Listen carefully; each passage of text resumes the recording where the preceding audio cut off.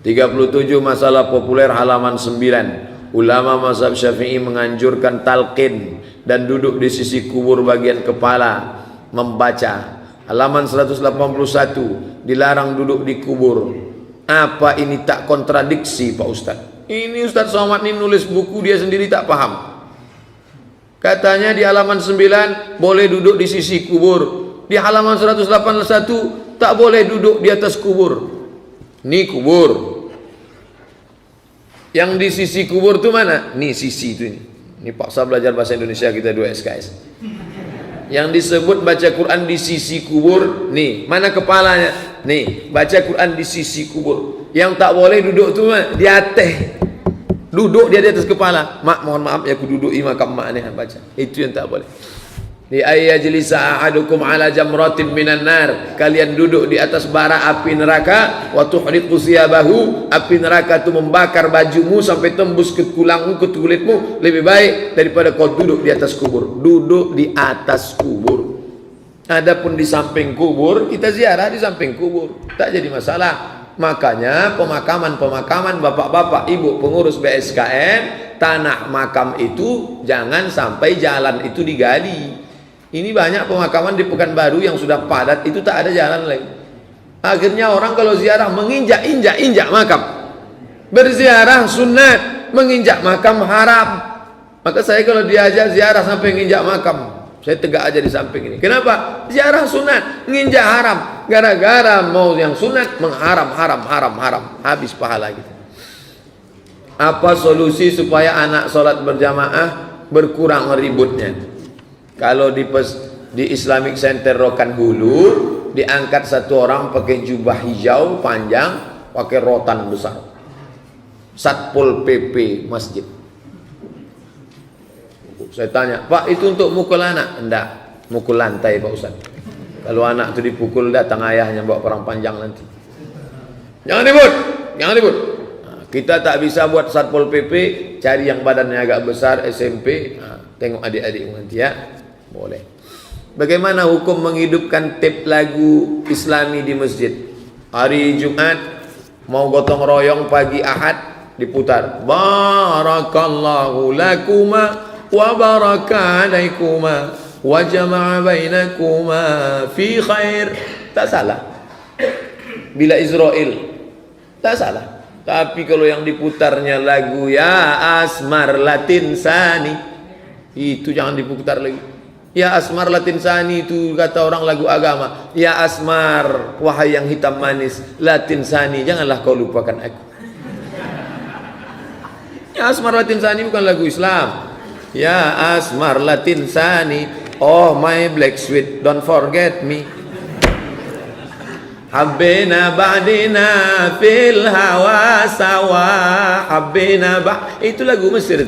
Habbina ba'dina, kau cinta aku cinta kau, fil hawa sawa, kita sama-sama cinta. Pula lagu cinta diputar di Masjid Ar-Ridha. Apa hukum memakan ikan yang dipancing pakai daging babi?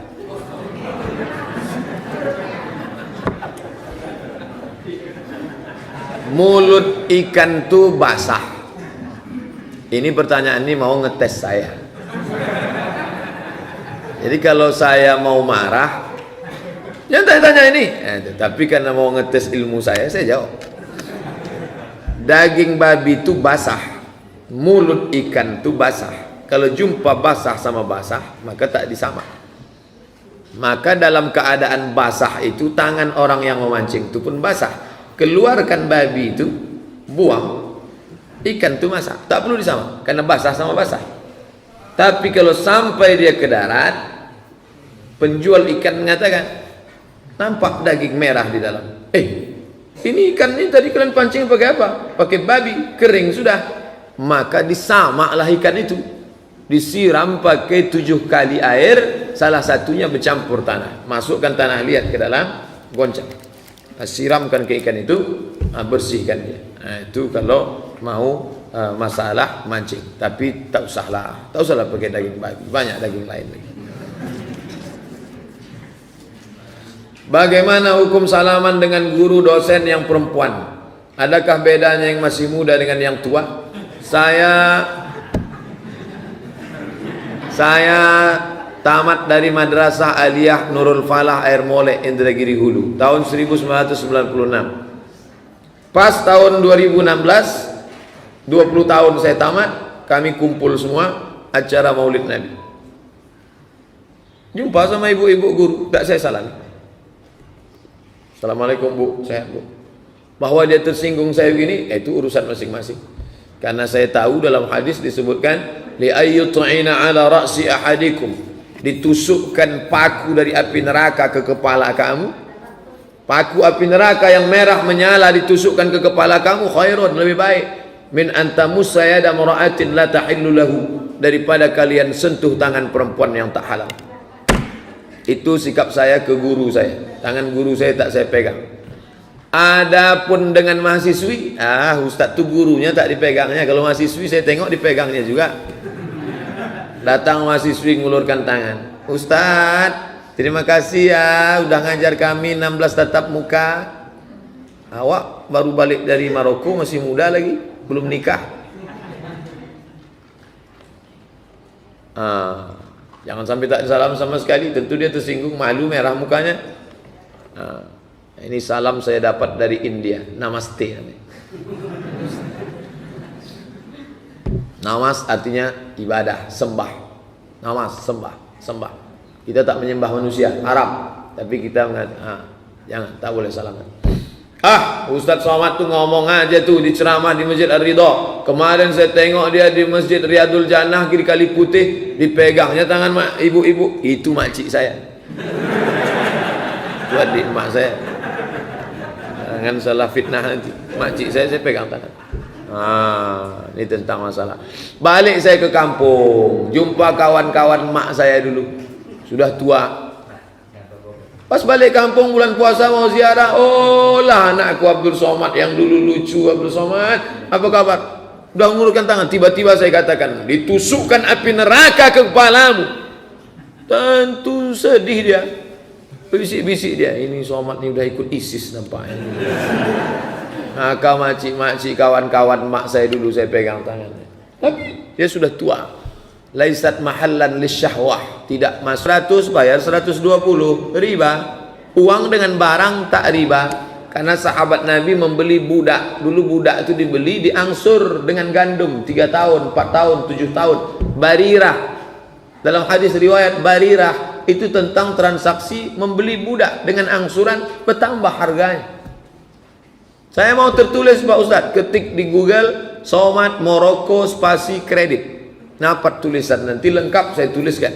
Sudah saya tulis 3-4 tahun yang lalu tentang masalah kredit ini. Kuncinya 2, duit dengan duit riba, haram.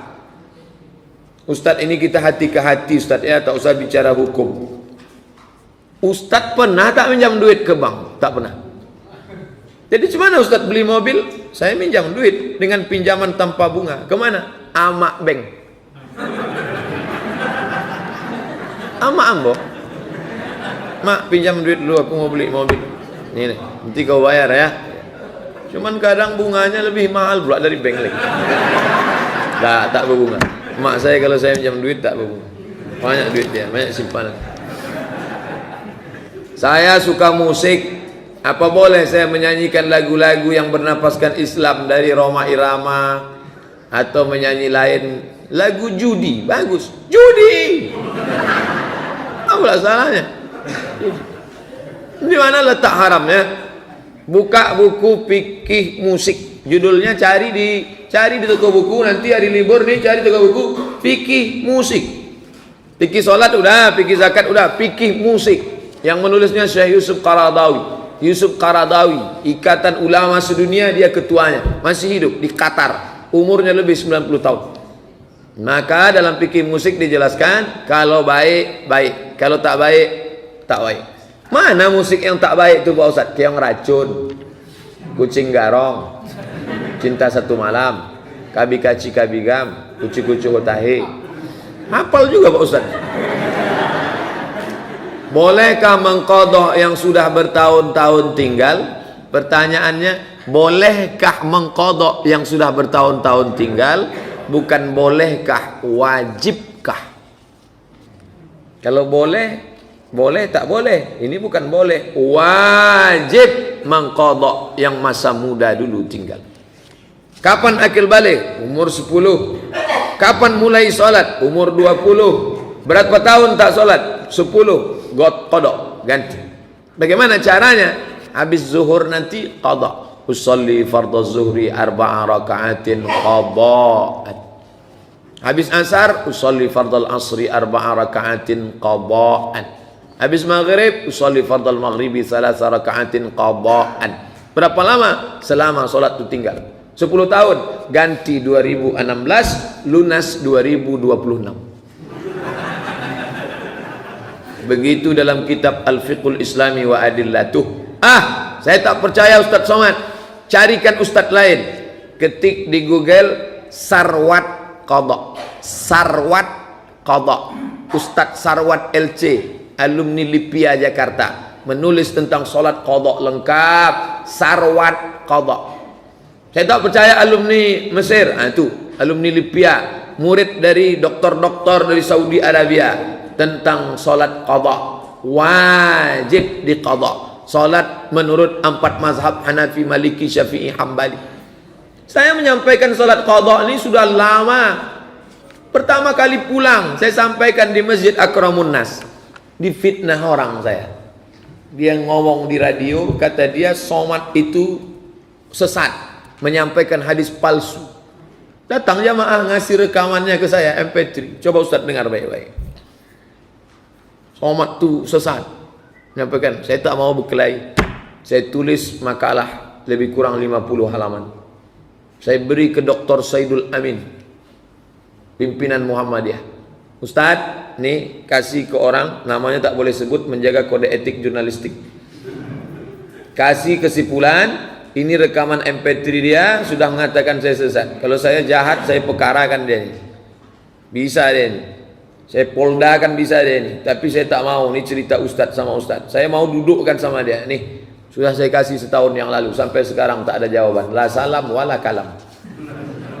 Saya lengkap dalil-dalilnya menurut 4 mazhab Hanafi, Maliki, Syafi'i, Hambali tentang qadha. Wajib diganti yang qadha lewat. Tapi bagi yang muda-muda, anak muda, jangan gara-gara qadha ini makanya Ustaz tak mau membahas qadha. Jangan gara-gara qadha ini dienteng-enteng salat. Main futsal dari jam 3 sore sampai jam 8 malam. Kok kenapa tak salat? Alah, rapel aja nanti. Oh, tak bisa. Man taraka salata muta'ammidan, siapa yang meninggalkan salat secara sengaja, faqad kafara jihara, kafirlah dia secara nyata. Tapi yang sudah lewat tinggal lama-lama itu wajib diqadha. La kafarata laha illa dzalik. Tidak ada yang bisa menebusnya kecuali salat itu sendiri.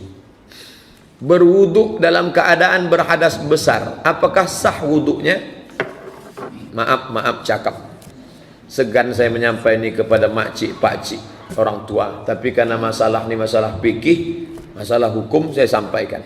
Ada orang, maaf cakap, berhubungan kelamin, tapi dia segan untuk mandi malam itu karena sejuk segala macam. Maka sebelum tidur itu dia berwudu. Jangan dia tidur begitu saja. Dia basuh kemaluannya, dia berwudu. Besok mau subuh baru dia mandi. Tapi sebaik-baiknya dia mandi dalam keadaan suci. Andai tidak, maka dia berwudu. Itu tentang wudu orang yang berhadas besar. Kalau saudara kita berhadas besar di ruang ICU karena banyaknya obat yang dia makan, maaf cakap, mimpi dia malam tadi, lalu berhadas besar, mau cerita malu dia, datang ke kawan, ke anak malu, ke kawan dia ceritakan, aku tadi malam berhadas besar, cumanalah aku ni mau sholat. Maka ajarkan tayammum. Sahabat Nabi pergi musafir, malam itu dia mimpi, maka dia berhadas besar, air tak ada, berguling-guling dia di pasir, berguling-guling pasir macam ayam. Besok balik, jumpa ke Madinah, jumpa Nabi. Ya Rasulullah, ya malam tadi kami musafir mimpi, pagi itu mau sholat tak ada air, berguling di pasir. Kata Nabi, tak ada, bukan berguling pasir, cukup tayammum saja. Saudara kita, air sekarang banyak di Pekanbaru, tapi banyak orang tak bisa pakai air. Dokter sudah memvonis jangan pakai air. Kalau pakai air mati. Maka ambil tepuk pasir, bawakan dia tanah, letakkan di atas koran, suci, tak ada bau najis, bau kencing kucing, tai kucing tak ada, tepuk, pukul ke wajah sekali, tepuk lagi, tiup, tepuk, tangan sekali, muka sekali, tangan sekali, tidak pakai kumur-kumur.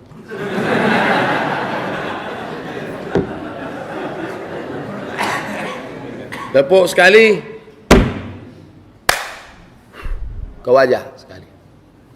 Debunya di ujung-ujung jari. Ini di pangkal, ini di ujung. Supaya jangan mustakmal. Sekali. Bukan begini. Habislah mato. Dah. Tak boleh mustakmal. Tepuk sekali lagi. Debu dibagi 3. 1, 2, 3. Yang ini di bawah, ini di atas. Ini untuk ibu jari.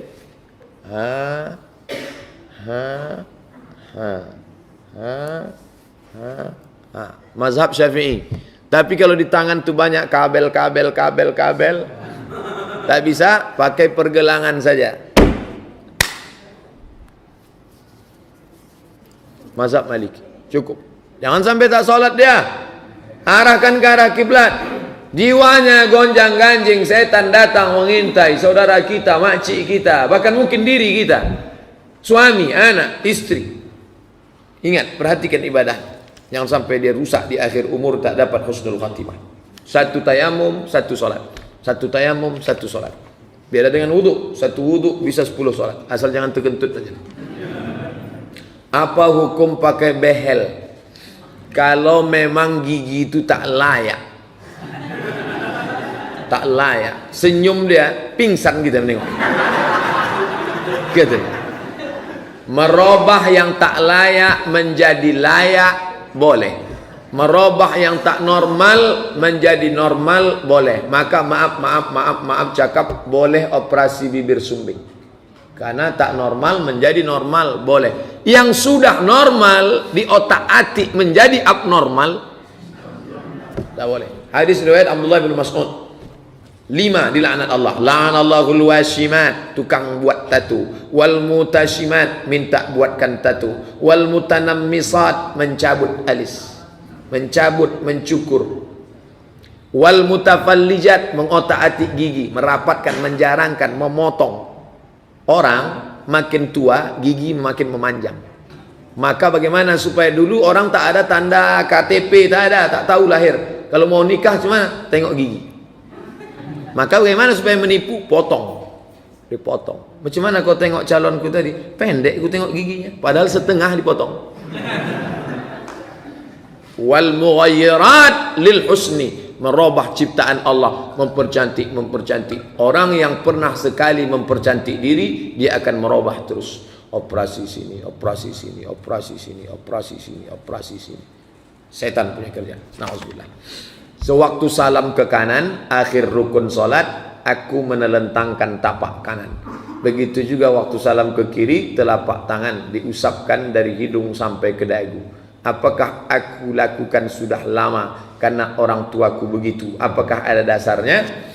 Kalau ada 2 pendapat, saya sebutkan 2. Kalau ada 3 pendapat, saya sebutkan 3. Kalau ada 4 pendapat, saya sebutkan 4. Kalau ada 6 pendapat, saya sebutkan 6. Mana contoh yang 6?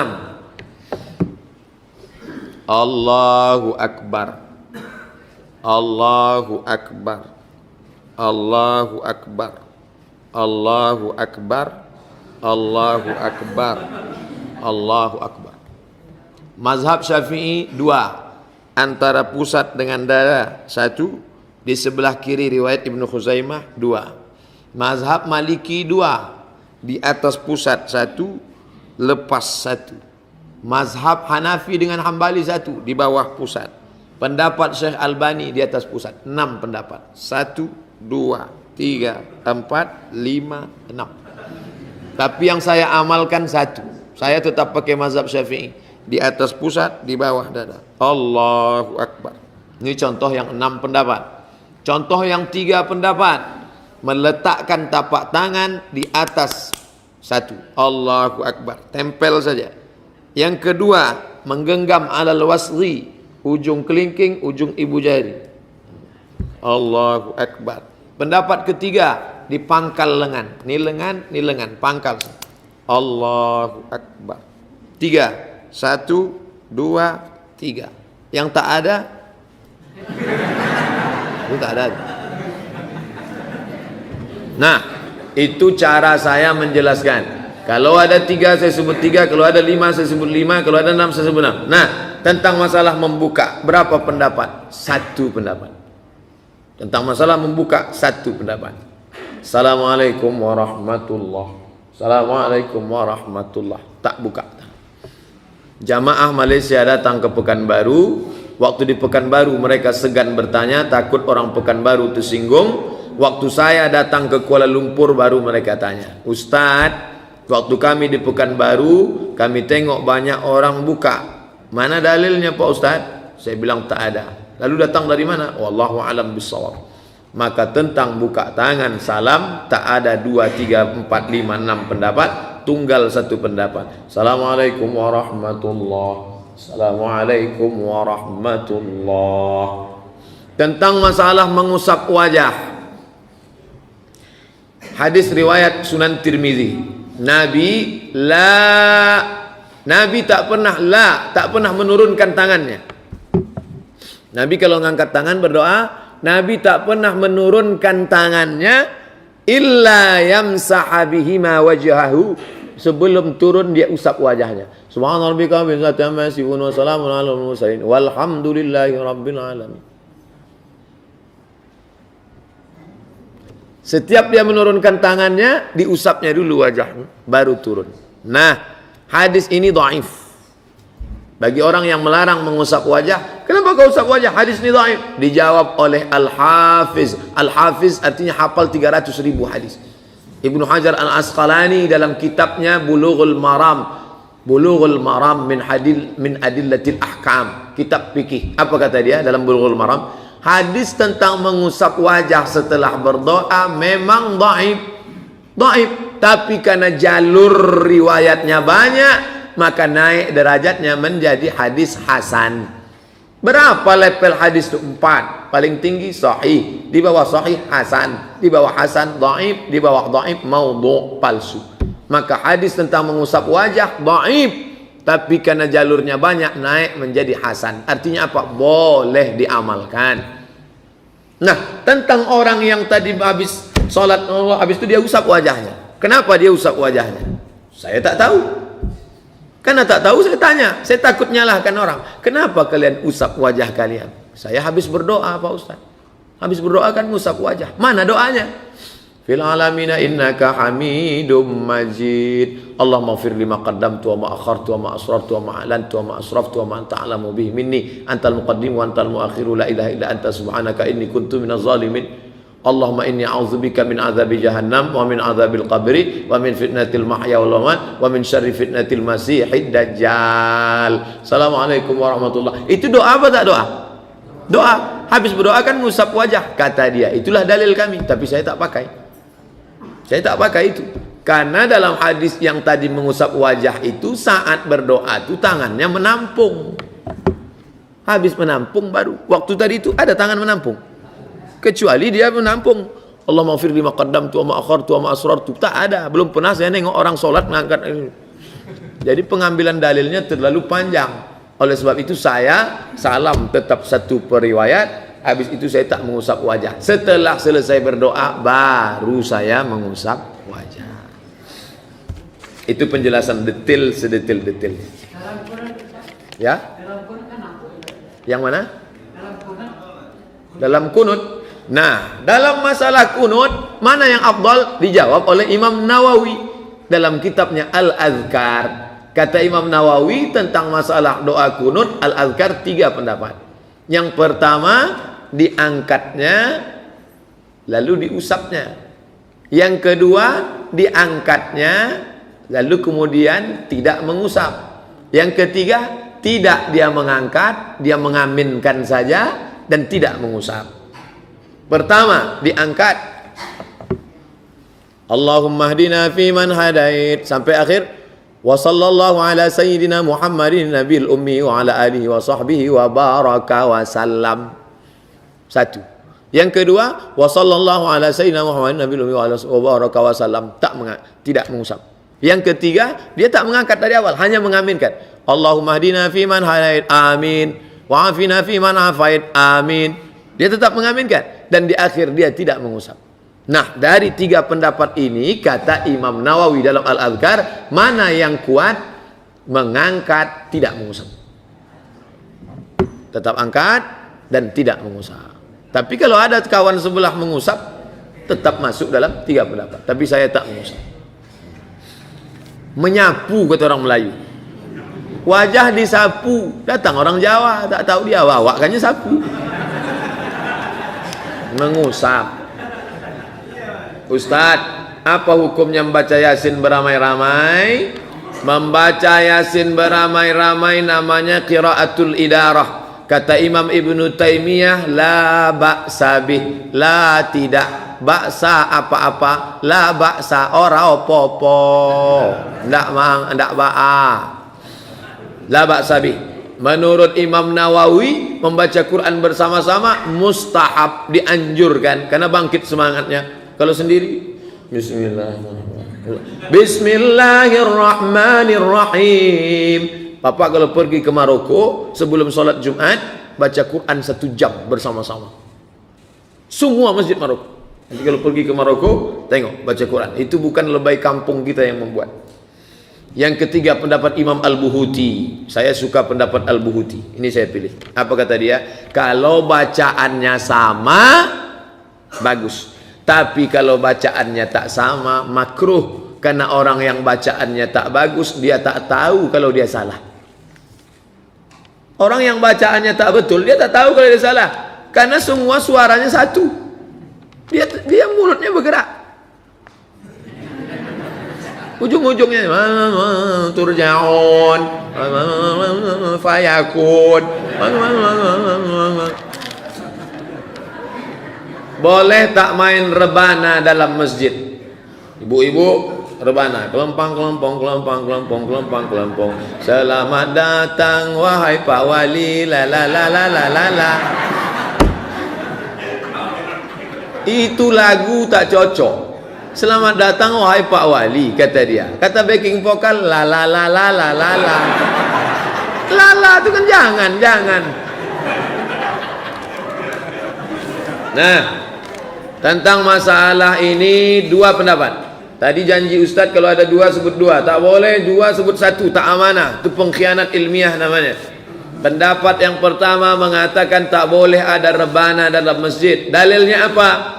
Karena Nabi pernah mengatakan inna li hadzal masjid, sesungguhnya masjid ini la yasluh, tak boleh illa kecuali tiga. Zikrillah wa qiraatil Quran was salah. Hanya boleh tiga, zikir, baca Quran dan salat.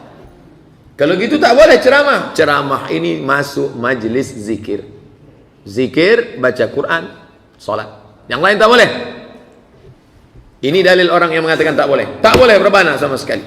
Sedangkan yang mengatakan boleh, dua hadis dia.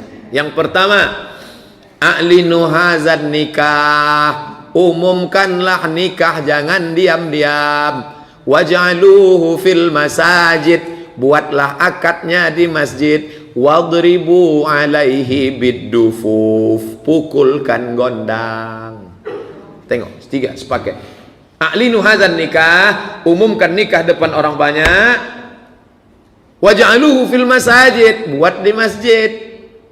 Wadribu alaihi biddufuf, pukulkan gendang.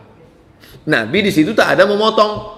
Andai dipotong pasti kata Nabi, umumkan nikah, buat di masjid, setelah kalian balik ke rumah baru pukul gendang. Tapi bunyi hadisnya kan tidak. Artinya di situ musahabah, langsung di mana akad itu di situ pukulkan gendang, pukul. Dalil kedua, Nabi duduk di depan rumahnya. Mohon maaf, ini rumah Nabi. Nabi duduk. Ada orang Habasyah menarikan tongkat pendek tarian perang di dalam Masjid Nabawi. Menari pakai tongkat pendek dalam Masjid Nabawi. Itu dalil mereka yang membolehkan. Apa kata mereka? Kias. Kalau menari pakai tongkat pendek saja boleh, apalagi memukul gendang. Jadi kalau gitu mukul rebana tak masalah. Bukan masalah mukul rebananya. Yang jadi masalah, bini orang ditonton laki orang. bini orang, bini orang, bini orang, bini orang. Yang menonton laki orang, memandang-mandang dalam masjid. Lagunya biasa, lipstiknya 2 inci. Tapi melarang secara total tak baik juga.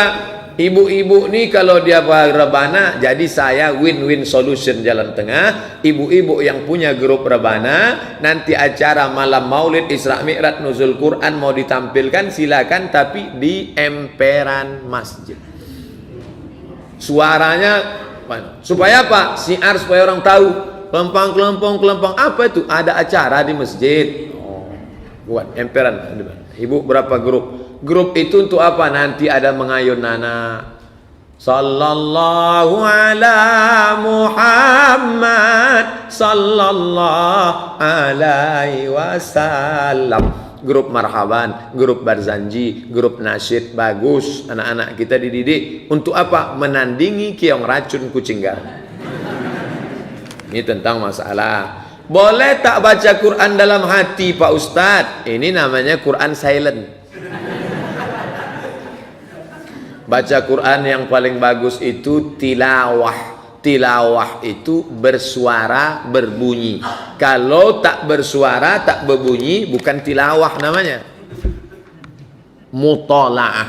Itu hebatnya bahasa Arab. Bersuara, berbunyi, tilawah. Makanya disebut musabaqah tilawatil Quran. Bersuara, idgham, ikhfa, iqlab. Macam mana juri mau menilai idgham, ikhfa? Tak berbunyi. Nun berjumpa dengan qaf, min qalqalah, qab, la, ada orang ngaku bisa baca Quran setengah jam 1 juz, tak bersuara. Udah macam menghitung duit, bersuara. Tapi kalau masalah pahala, jangankan membaca dalam hati, sedang mendengar raja berpahala. Wa idza quri'al Qur'an, kalau ada orang baca Quran, fastami'u, dengar baik-baik, wa ansitu, diam, la'allakum turhamun, dapat rahmat. 5 tangga. Pertama, dengar. Kedua, baca. Ketiga, pahami arti makna. Keempat, amalkan. Kelima, ajarkan. Ibu yang sudah pandai, ajarkan anak, cucu, panggil cucu, baca alif bata. Nenek tak pula pandai ikro kalian ini. Beli alif, alif di atas, alif di bawah, i alif depan, u a i u. Sekarang anak Pekanbaru belajar ngajinya sama orang Jawa. Dari mana? Yogyakarta. Jenenge siapa? Kiai Haji As'ad Humam. Nama bukunya Iqra. Dulu orang kita belajarnya tidak dari Jawa. Dari mana? Minangkabau. Alif 2 di atean, alif 2 di bawah, in. Alif 2 di depan, un. An, in, un. Itu orang Minangkabau. Alif 2 di ate. Kalau bahasa Indonesia alif 2 di atas, an lah. Apakah kita boleh berdoa dalam bahasa Indonesia dalam sujud di salat wajib? Hadis riwayat Muslim. Aqrabu ma yakunul abdu min rabbih wa huwa sajid. Seorang hamba paling dekat dengan Allah waktu sujud. Aksiru fihi doa, perbanyaklah doa waktu sujud. Tapi mau mengucapkannya bahasa Arab tak bisa Pak Ustaz. Diucapkan dalam bahasa Indonesia, anak ambo, batal salat. Maka jangan diucapkan di mulut, di dalam hati. Subhana rabbiyal a'la bihamdi, subhana rabbiyal a'la bihamdi, subhana rabbiyal a'la bihamdi. Jangan dilafazkan. Adapun selesai sholat, silakan. Doa di luar sholat 4 saja yang bahasa Arab. A'udzubillahi minasyaitonirrajim. Bismillahirrahmanirrahim. Alhamdulillahirabbil alamin wassalatu wassalam. A'udzubillah, bismillah, alhamdulillah, salawat. Habis itu bahasa Allah. Iko banyak banan akan diminta kanan patamu alum balaki dan kedua alum babingan kampe bacara itu. Iki wis perang-perang dino bocone orang tu kopi iki ya Allah. Wis ngalor ngidul ngetan minta kepada Allah Subhanahu wa taala. Bagaimana hukumnya istri minta cerai dan pertanggungan jawab suaminya nanti? Ihtazza arsyur rahman, bergoncang tiang arasy yang dijaga 19 malaikat. Alaiha tis'ata asyar, satu sayap malaikat ke satu sayap seluas langit dan bumi, bainal masyriq wal maghrib, bergoncang, bergegar saking tak sukanya mendengar lafaz, ceraikan aku bang. Tapi kalau suami itu pemabuk, pecandu narkoba, tukang sipak, tukang tunjang, tukang tanduk, entah orang entah banteng ini, maka istri punya hak untuk minta lepaskan diri, namanya khulu'. Laki-laki melepas namanya talak, perempuan minta lepas namanya khulu', hakim melepas namanya fasah. Laki-laki di Indonesia sudah diikat dengan syirat ta'liq. Jika saya meninggalkan istri saya 2 tahun lamanya, tidak memberikan nafkah zahir dan batin 3 bulan berturut-turut, atau saya melakukan KDRT kekerasan dalam rumah tangga, maka istri saya melapor ke kantor pengadilan agama, lalu hakim menjatuhkan talak 1, maka jatuhlah talak 1 kepadanya. Kantornya di mana Pak Ustadz? Di belakang Parit Indah. Maka dalam hal kasus ini, jangan anak perempuan kita itu dibodohi. Nak, kau mesti patuh pada suami nak. Walaupun dia pecandu narkoba, pezina, kau patuh aja karena surga di bawah tapak kakinya. Pembodohan. Bergoncang tiang aras nak. Kalau laki itu sopan, soleh, baik, istri mengancam, kalau abang tak balik membawa kijang Innova Luxury, ceraikan aku. Bergoncang tiang aras. Tapi kalau suami itu pecandu narkoba, pezina, perampok, maka dia menggugat, tidak apa-apa. Katanya tiang aras bergoncang Pak Ustadz. Jangankan tiang aras, tiang listrik pun tak bergoncang. Jangan bodohi anak perempuan kita. Banyak orang membodoh-bodohi anak perempuan. Ustadz, di mana aja lembaga tahfiz di Pekanbaru nih Pak Ustadz? Pesantren Kubang. Namanya IBS, Islamic Boarding School. Ustadz Misran, adik Ustadz Mustafa Umar. Yang kedua, Ustadz Romi di Rumbai. Ini nomor HP Ustadz Romi, Pondok Tahfiz. Catat, tulis. Ustadz Romi, Pondok Tahfiz. Anak-anak yang hafal Quran, maka dia diberikan Allah Ta'ala keutamaan, kecerdasan otaknya, akalnya, bisa pula dia memberikan syafaat orang beriman.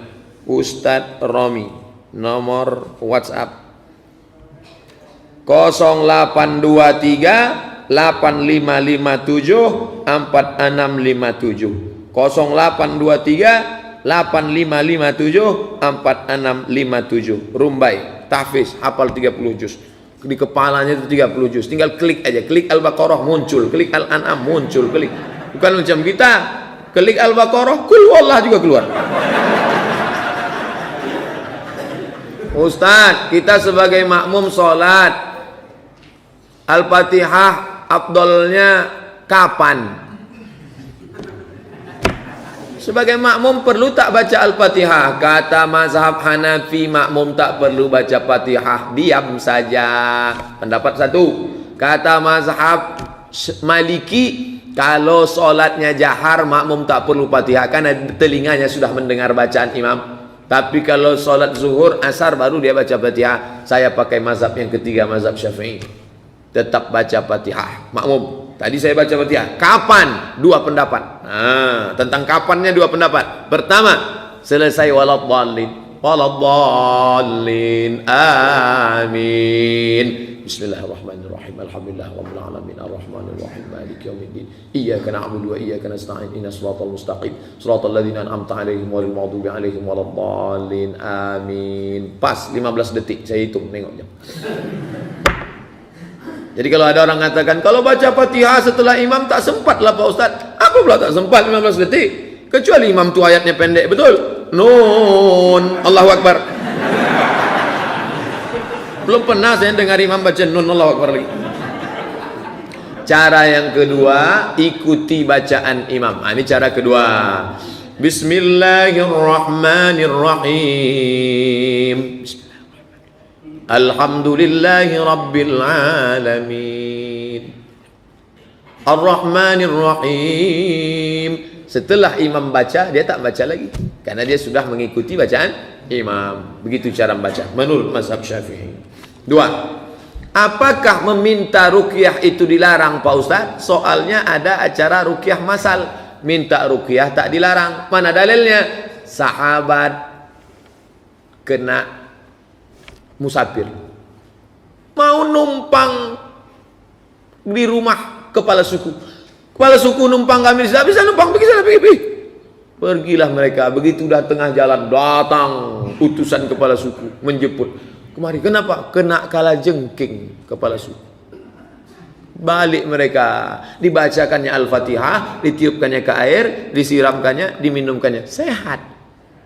Nah, itu dalil boleh minta ruqyah. Disampaikan ke Nabi, ya Rasulullah, kami sedang dalam perjalanan, minta izin ke kepala suku, tak dikasihnya. Tapi gini, lalu kemudian kami dikasih hadiah. Karena kepala suku itu sehat, dikasih upah 30 ekor kambing. Halal tak kambing nih, kata Nabi. Kenapa kalian tak kasih aku sebagian? Itu menunjukkan seandainya tak boleh, pasti Nabi mengatakan, dia minta ruqyah. Ya, siapa yang minta ruqyah, neraka jahanam tempatnya. Satu hadis mengandung 3 hukum. Pertama, boleh minta ruqyah. Yang kedua, boleh meruqyah dengan bacaan ijtihad dia. Nabi tak pernah mengajarkan kau bacakan Al-Fatihah, kau tiupkan ke air, tak ada. Yang ketiga, upah ruqyah halal. Satu hadis, 3 makna terkandung. Adapun hadis yang mengatakan la yastariqun, orang yang tidak akan dihisab di akhirat nanti adalah orang yang tidak minta ruqyah. Artinya tidak minta ruqyah syirkiyah. Ruqyah yang bercampur dengan syirik, dukun, jin, hantu, setan. Yang kedua, dia tidak meyakini sehatnya karena ruqyah itu. Ruqyah itu hanya wasilah, sehatnya tetap karena Allah. Jadi tak masalah. Ustaz, apakah salat sunat wudhu bisa dilakukan kalau air wudhunya sudah kering? Wudhu tak dihitung kering atau basah. Kami kalau di Maroko bulan 12 ini musim dingin, di bawah 0 derajat. Berwuduk pakai air panas, selesai wuduk langsung dilap pakai anduk. Karena kalau tak dilap sejuk menggigit. Maka setelah kering macam mana? Wuduk tak dilihat kering basahnya, wuduk dilihat batal tak batalnya. Kalau batal tak bisa lagi. Selama tak batal boleh. Tapi jangan gara-gara Ustaz melarang batal akhirnya ditahan kentut sampai biru muka menahan kentut. Kalau batal, keluar masjid berwudu, tak apa-apa, darurat. Kata Ustaz harus duduk di masjid, tak boleh bergeser. Batal, pergi keluar, wudu, masuk balik. Yang tak boleh itu keluar, masak pula dulu, goreng ikan, baru masuk balik. Itu baru. Nah, Ustaz, apakah Wahabi itu sesat? Di mana letak sesatnya? Di mana letak sesatnya? Saya banyak berkawan sama Wahabi. Wahabi ini banyak juga level-levelnya. Ada level keras.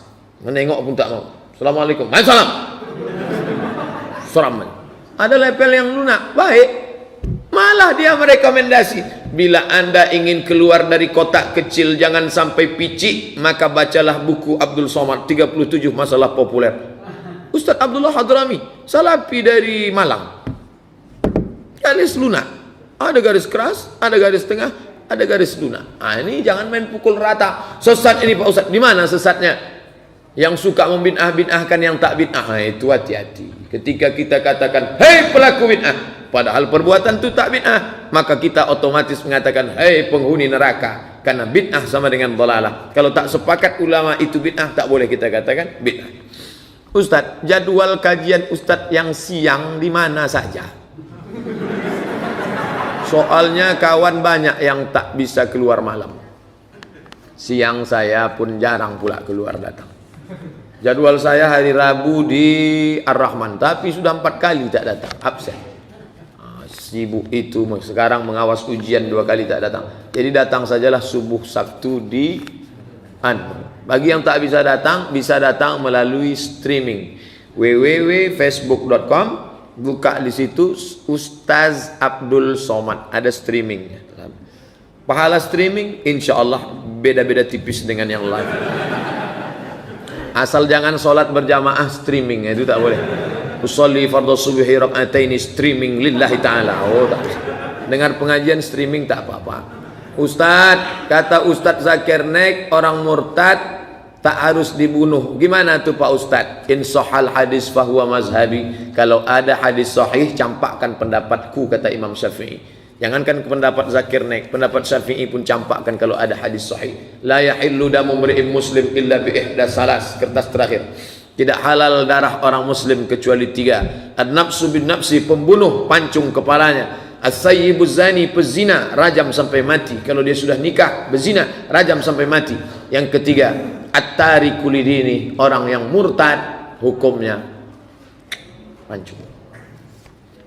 Ustaz, bila rakaat 1, rakaat 2 dibaca ada ustaz yang mengatakan apa benar dibaca dalam arti terbaik dibaca. Bila rakaat 1 At-Tin, rakaat kedua Alam Nasrah. Ayat sungsang maksudnya. Saya aliyah di air pala, Nurul Pala, air molek, Indragiri Hulu. Datanglah penceramah. Siapa yang membaca ayatnya tidak sesuai urutan Quran? Rakaat pertama kul a'udzu birabbin nas, rakaat kedua kul huwallah, dari bawah ke atas, maka tidak ada pahalanya.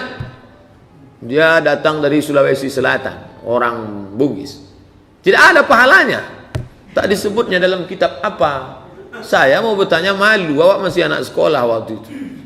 Akhirnya waktu di Mesir saya cari dapat. Ada dalam kitab Majmu' Syarah Muhazzab Imam Nawawi, mazhab Syafi'i. Kata Imam Nawawi, kalau ada orang solat ayatnya terbalik, rakaat 1 di bawah, rakaat 2 di atas, maka pahalanya tak ada. Bukan hadis Nabi, ijtihad ulama. Tapi adabnya kurang, pahalanya tetap ada. Tapi yang sebaik-baiknya berurutlah. Kalau sudah wadduha baru Alam Nasrah, baru ke bawah. Kalau mau ujung-ujung kul a'udzu birabbil falaq, baru kul a'udzu birabbin nas. Jangan di start paling bawah. Kemana lagi? Habis nas kemana lagi? Apa saja amalan-amalan yang bagus yang kita berbuat di bulan Sya'ban nih Pak Ustaz? Itulah yang sudah kita kaji tadi.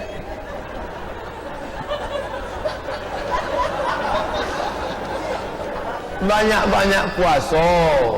Dah, nanti malam nisfu Sya'ban itu terserahlah, mau banyak solat sunat, hendak membaca Quran, banyak-banyak sedekah. Secara kalau mau diringkaskan, yang pertama puasa. Tak sanggup puasa, perbanyak solat sunat. Tak sanggup solat sunat, baca Quran. Tak sanggup baca Quran, zikir. Zikir ini yang paling ringan, tapi pahalanya paling banyak. Kalimatani, 2 kalimat. Khafifatani 'alal lisan, ringan di lidah. Thaqilatani fil mizan, berat pada timbangan amal. Subhanallah bihamdihi, subhanallahil azim, subhanallah bihamdihi, subhanallahil azim, subhanallah. Banyak-banyak selawat. Allahumma shalli ala sayyidina Muhammad wa ala Muhammad, man shalla alaihi salatan. Siapa yang berselawat 1 kali, sallallahu alaihi biha asyra, Allah balas 10 kebaikan. Wa hutat anhu asyara sayyi'at, ditutupi 10 dosa. Wa rufi'at lahu asyara darajat, dinaikkan 10 tingkatan derajat di sisi Allah. Banyak-banyak selawat, banyak-banyak istighfar.